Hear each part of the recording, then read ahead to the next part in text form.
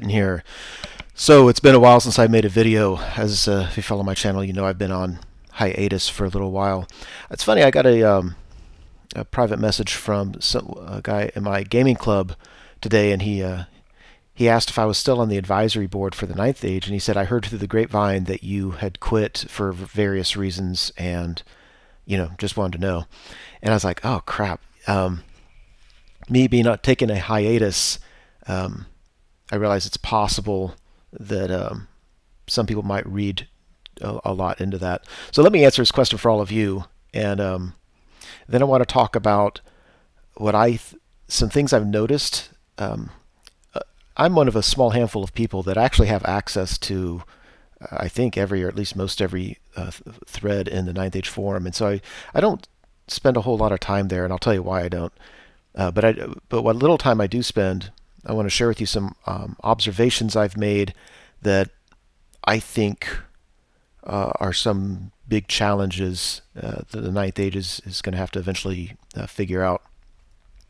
And then I'll talk briefly about some new things I'm thinking about doing on the channel.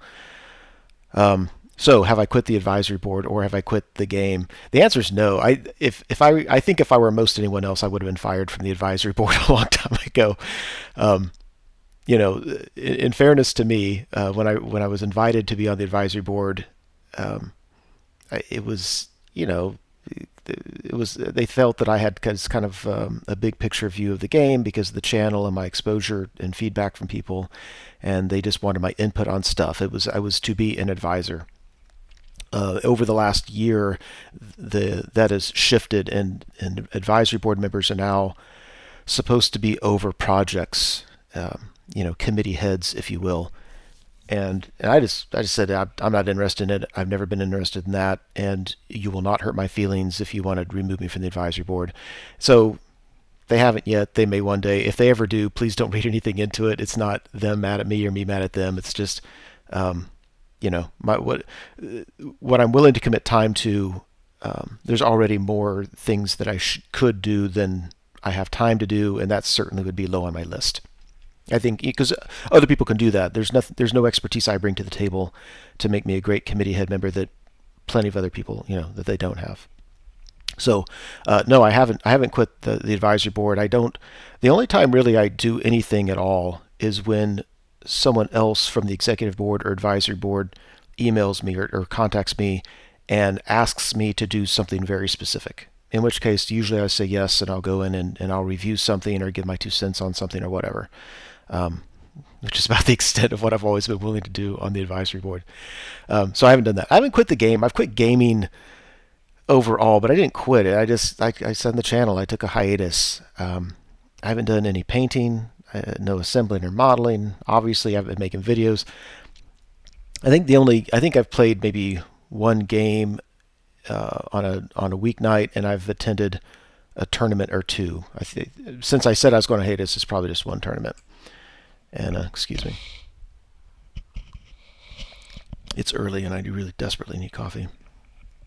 And I actually took pictures. I probably have 6, 8, 10 games worth of pictures, and I just can't bring myself to do battle reports.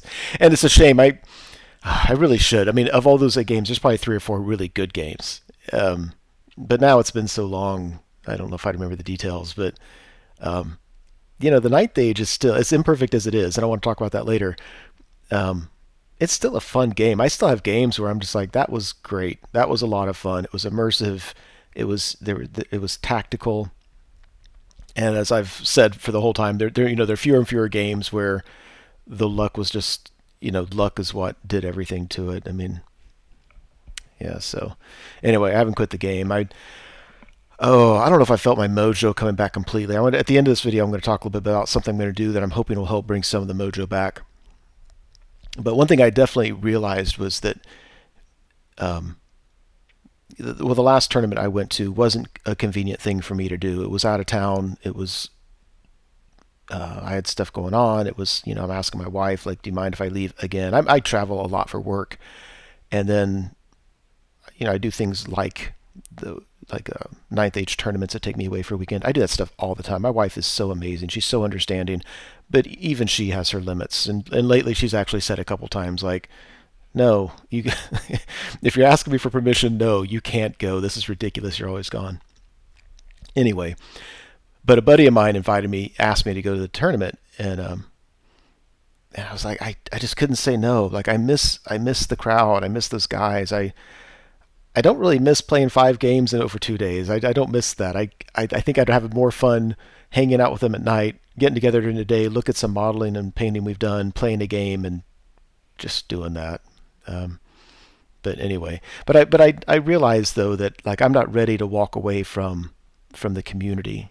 Um, so I'm trying to figure out what I want to do there. And knowing me, I'll come back sometime in the next months or years. year. I'll come back and get the competitive mojo again, and get interested in building lists and strategizing and stuff like that. Just right now, I just don't have it. So, anyway, yeah, I want to talk a little bit about. I was trying to think like what could I make a video about, and the one thing that comes to mind is I just see, as with any project, the people that work in the ninth age, they have a lot of successes. They've got speed bumps and challenges that rise up. In my mind, there are. I'm going to talk about 3 challenges I think they need to overcome, but really it's just 2. The third one's just a small little nitpick for me. But in terms of challenges, I think, and this is me reading between the lines, but it seems to me that the biggest challenge the ninth age faces is the pressure to be perfect. I mean, it's just a different tone. I mean, I was around when 7th edition changed 8th edition in Warhammer Fantasy, and I was around when 8th edition turned into the fiasco that happened. In neither case did I hear anybody talk about the expectations of what Games Workshop needs to do with their new edition and with new army books anywhere near what I read on the forums and what I hear people say about the ninth age. The level of expectation is stupid now. It's just stupid. And one reason why I never participated much, but why I don't participate hardly at all is I can't deal with it. It gives me a headache. It makes my head want to explode. When 8th edition came out, when we thought 9th edition was coming out, we're like, hey, I really hope they fix these 3 things that are really ticking me off. I mean, the game, they designed a set of rules. We've been playing it for 10 years. People have figured, or 7 years. People have figured out the bugs, and they're exploiting this, and it's getting really old. And that's really all we wanted. We're, and we never said, oh yeah, Games Workshop will make the perfect game. We never said that. We never expected that. We said, fix the things that are really bugging me, and so we can have a fresh breath of air with this game and move forward. And if that was the expectations that the ninth age have, there wouldn't be nearly as much pressure on the people who are trying to design things. But that's not the case. Oh my God, people want everything. And there's a sense of entitlement. This is a community-led game, so what I want or what we want is how it should be. Like, God, shut up. Go away, please. Oh, you're killing me here. Put yourself in that situation. It's an impossible task. There's no right answer for anything. So you're trying to design something in a way that that people are going to perceive as being right. Like you finally fixed it. You fixed everything that everybody ever disliked about the game, and now it's perfect. So this pressure to be perfect it's a huge challenge. It makes it very, very difficult.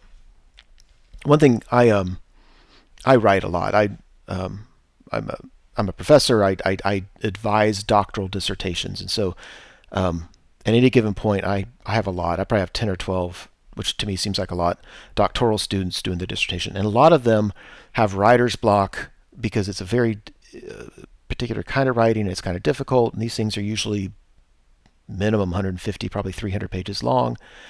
And the one challenge that I tell them over and over again is treat writing differently than editing.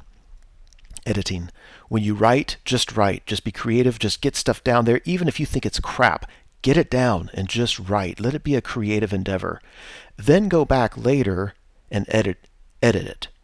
And there's a maxim among writers that says good writing is really just good editing, and that's really true.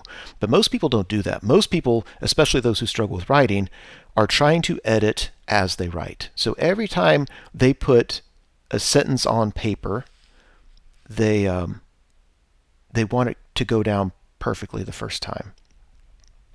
You can't do it. You will get writer's block.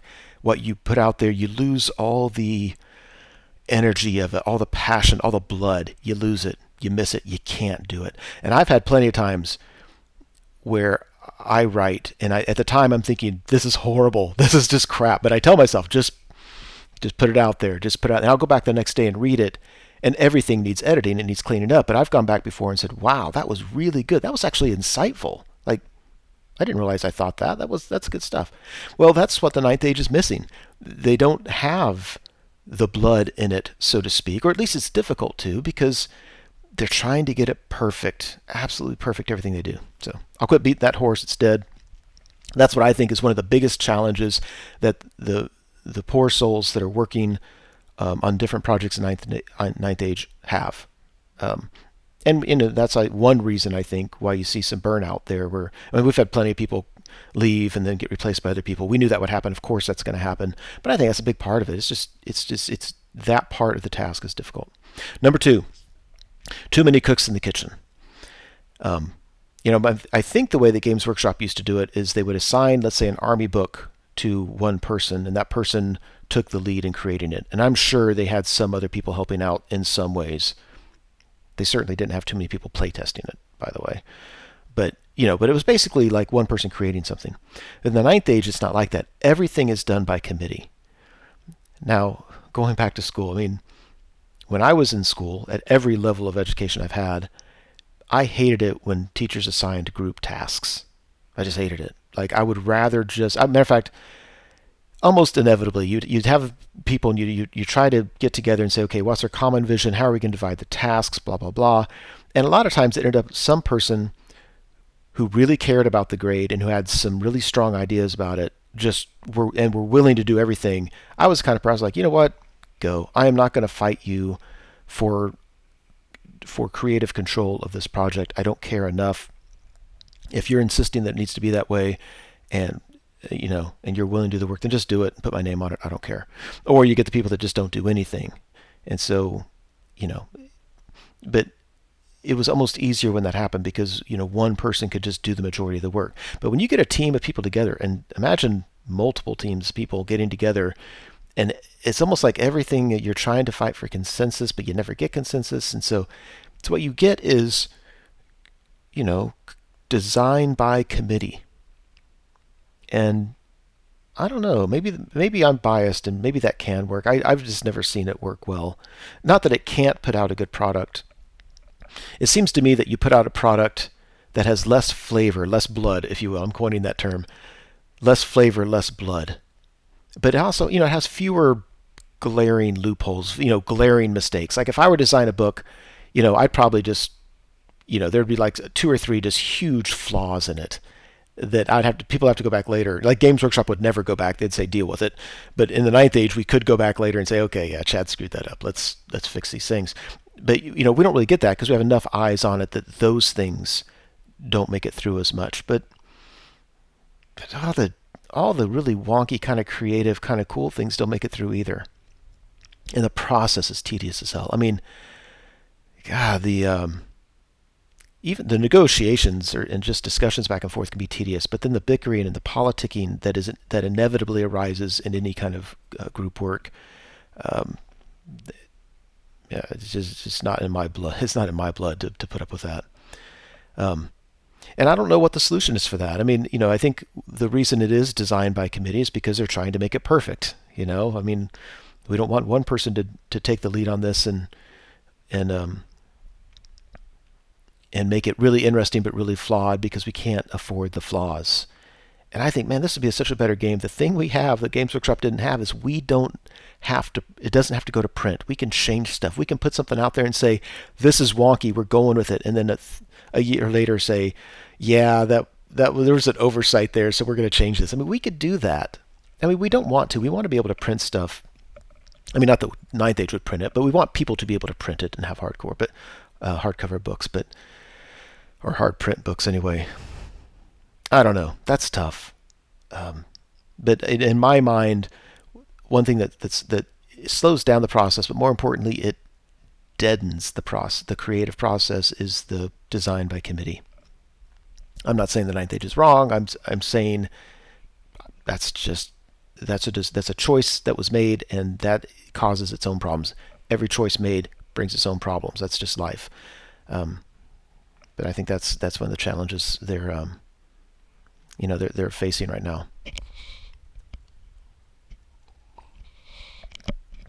The third thing, and this is just a little quirk. This is the one that I just find funny. It's gonna sound like a criticism, and it's not really. Um, but it's so with as much talk as we make about we are simplifying the rules. We want to declutter this thing. Like we don't want to make it as simple as, let's say, Kings of War. Mantic's game. They make.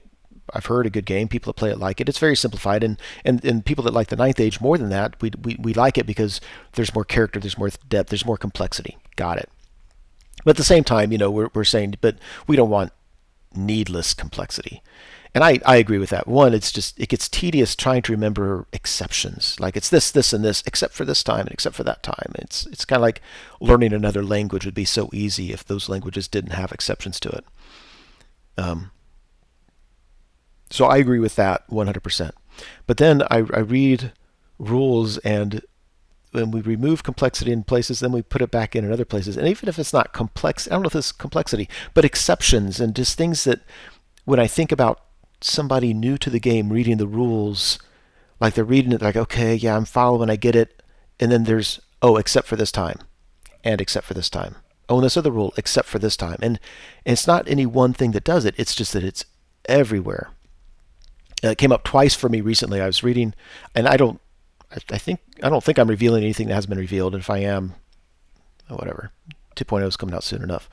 But I think a lot of us saw the sneak peek into the new Magic phase.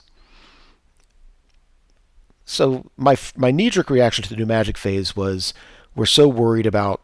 I'm on a tangent now. This isn't even my original concern, but we're so worried about. Oh my! People have these unhappy moments because it's a big Magic phase or small Magic phase. Like, that's not a huge part of the game. But whatever. So some people don't like that. Okay, so we have flux cards, and I don't like having to use cards because one, that's something that now we have to make or print up, and two, I don't trust people, and I think people are going to have marked cards, so they randomly draw a card. They know exactly what they're drawing, and there are people that are going to do that. But anyway, so all right, so it's whatever. I can do it. I read it. I'm like, it seems fine. It's fun. It's not less complex. I mean, first of all, let's be clear about that. The system with the cards, and then the tokens, whatever they are. Okay, maybe it's better, but it's certainly not less complex. But then I'm reading about the magic levels and the spells, and it says you can, you don't roll for spells. You can pick your spells. I actually kind of like that. And it says, okay, so if you're a wizard master, you can pick, what was it, 3 spells, I think? Whatever. You can pick your spells from virtually any spell in the deck. But you can't pick spell number 1 and spell number 4.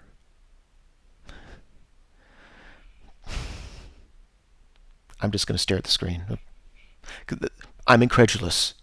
We're going to reduce needless complexity, but we're going to throw in this exception of when you choose spells, you can choose any ones you want, just not 1 and 4.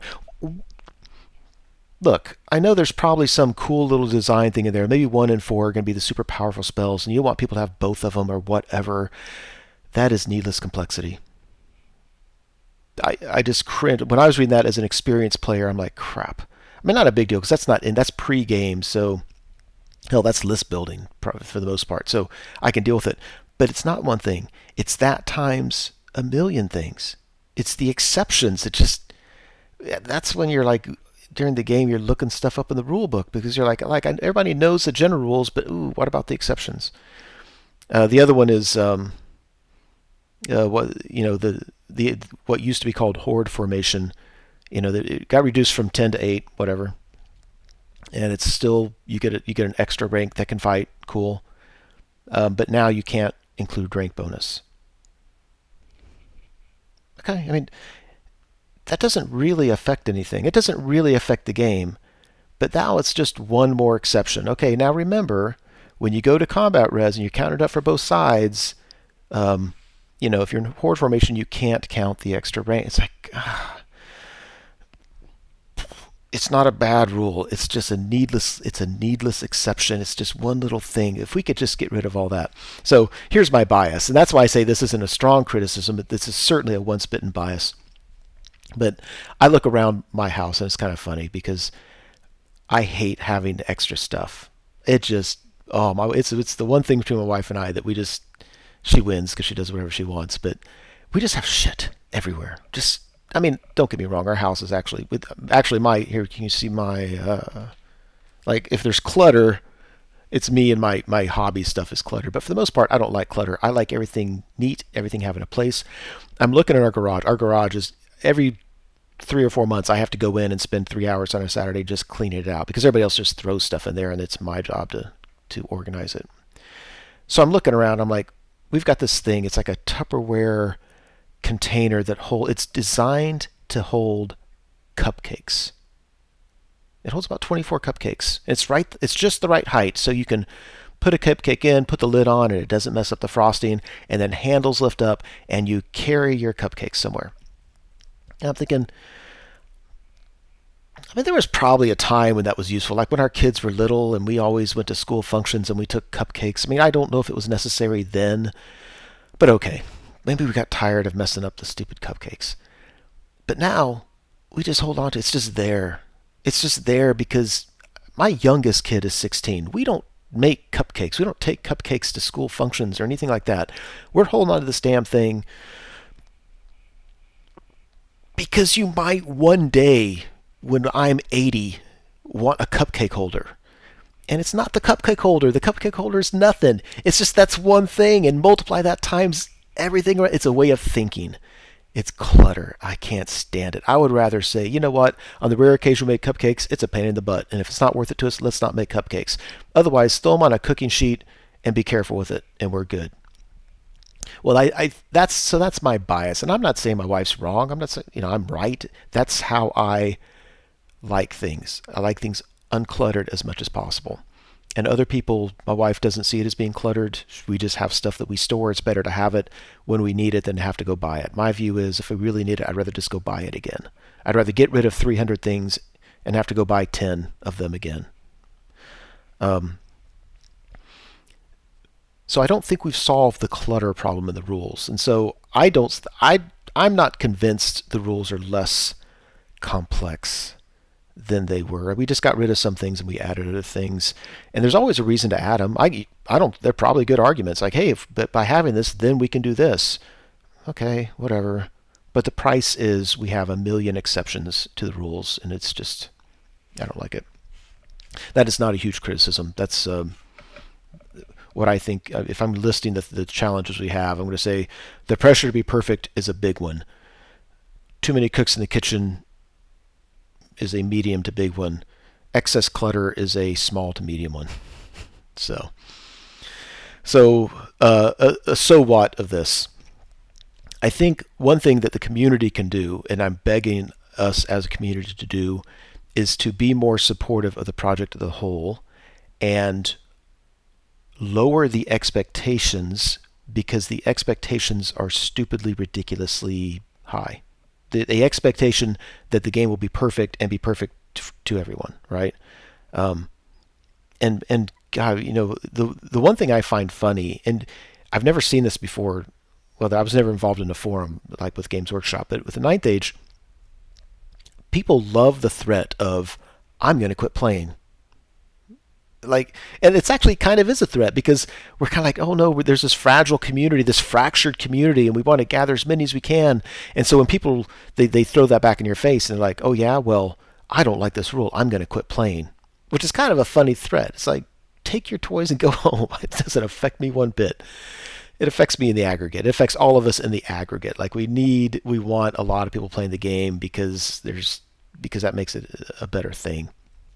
But I think one, it'd be nice if people quit using that threat, and two, if they just quit expecting everything to be perfect. If the rules come out, can we just accept it as if, let's say, like if Games Workshop had put out those rules I think whatever we put out will be better than whatever they ever did. If an army book comes out and there's like, oh, it lost all flavor. First, stop. I don't know if it loses all flavor. It's just different. And every time Games Workshop came out with a new army book, it was different.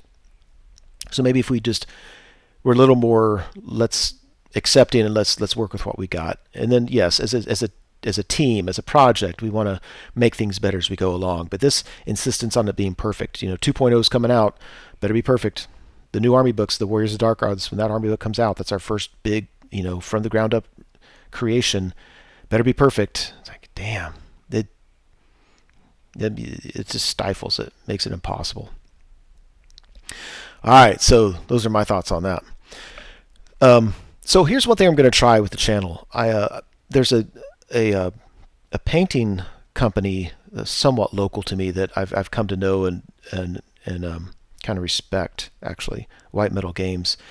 I think what we're going to do is we're going to spend some time together, like 5 or 6 hours at a pop, and do some things and record it, and then convert that into what I'm hoping will be like weekly videos for the channel that are purely hobby related, or at least mostly hobby related. Like for instance, there's one thing that they pride themselves on is building custom models, kit bashing, and kind of doing creative stuff, and they've got a philosophy behind it that things I've never thought about before, that they consider like you can't do it well unless you do these things. And I'm like, oh, I've never done that, never thought about it. Probably why I'm always unhappy with my conversions. So like I know I have this one model I've been building for a year now, because I kind of the pieces I think it's a clever idea I'm doing, but it's the devil's in the details and I can't figure it out. And they were like, oh no, we love that kind of stuff. If you want to bring projects to us like that, then let's sit down together and we'll talk through it, and then we'll help you, and we'll build it and paint it, and and it's good promotion for them, and it's awesome for me.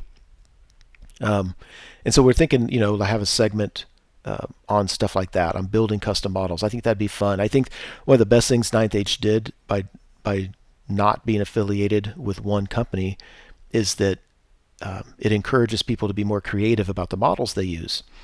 And although some people abuse it, I think most people, say, well, what might a model like this look like? And they start going to creative places, or they start kit bashing and stuff like that. So I think that would be really cool. And we'll do other things, I think, too. I think they want to get into building some terrain and stuff, and I suggested maybe combining that with display boards.